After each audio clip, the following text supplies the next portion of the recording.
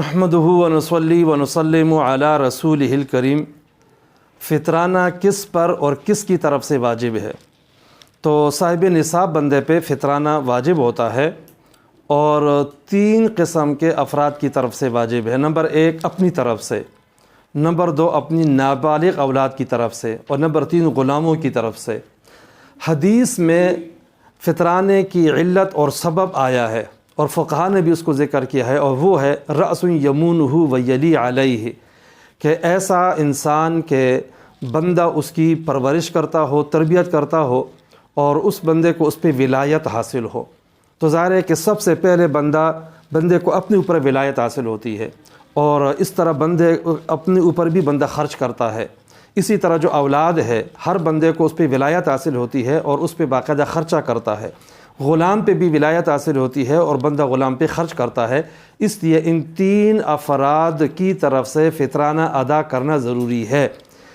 جو نابالغ اولاد ہوا کرتی ہے، صرف ان کا یہی حکم ہے کہ وہ والد کے تابع ہے، لہٰذا والد ان کی طرف سے فطرانہ ادا کرے گا۔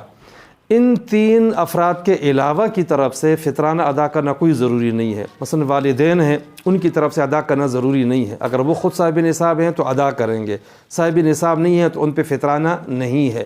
ہاں بیٹا ویسے ان کی طرف سے ادا کرنا چاہتے تو اچھی بات ہے۔ اسی طرح بیوی کی طرف سے فطرانہ ادا کرنا ضروری نہیں ہے۔ اگر وہ خود صاحب حیثیت ہے تو خود ادا کرے گی، اور اگر وہ صاحب حیثیت نہیں تو اس پہ فطرانہ نہیں ہے۔ اسی طرح جو بالغ اولاد ہے وہ اس سلسلے میں یہاں والد کے تابع نہیں ہے، لہٰذا والد پہ لازم نہیں ہے کہ ان کی طرف سے فطرانہ ادا کرے۔ اب دیکھا جائے گا کہ وہ خود بالغ اولاد صاحب نصاب ہے یا نہیں۔ اگر صاحب نصاب ہے تو اپنا فطرانہ خود ادا کرے، اور اگر وہ صاحب نصاب نہیں ہے تو ان پہ فطرانہ ادا کرنا کوئی ضروری نہیں ہے۔ پھر بعض اوقات والدین، بیوی اور بالغ اولاد پہ اپنا فطرانہ فرض ہوتا ہے۔ کوئی بندہ ان کی طرف سے فطرانہ ادا کرے تو ان کی اگر صراحتاً اجازت ہو یا دلالتاً اجازت ہو یا پہلے سے دینا کا ایک معمول ہو، تو ایسی صورت میں ہر بندہ ان کی طرف سے، وہ جو بندہ ہے وہ ان کی طرف سے فطرانہ ادا کر دے تو ادا کر سکتا ہے، اور ان کا فطرانہ ادا ہو جائے گا۔